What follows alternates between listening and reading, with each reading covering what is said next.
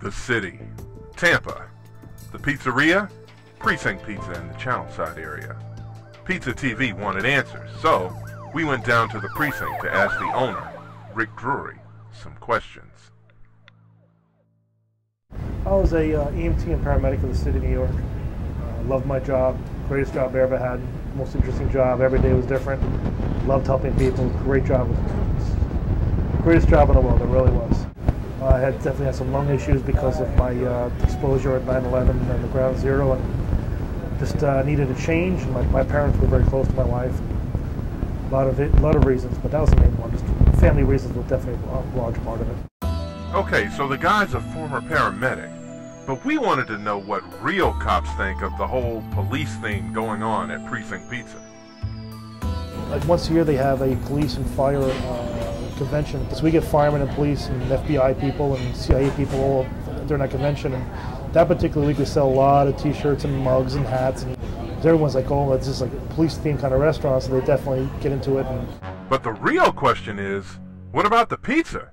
Is the pizza any good?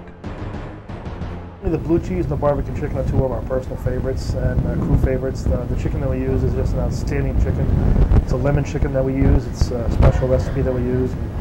It's an outstanding pizza. I've had some people who think they're competitors. I actually had a pizzeria open up literally across the street from me, about 40 feet away. They only lasted about 6 months.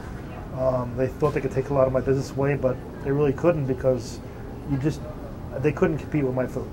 And I honestly believe that the only real competitor that I have is myself. Once a customer calls me, they're my customer to keep or to lose. And if I lose that customer, it's my fault. That's not the other pizzeria's fault. It's my fault. Rick supports the community by supporting police officers who made the ultimate sacrifice.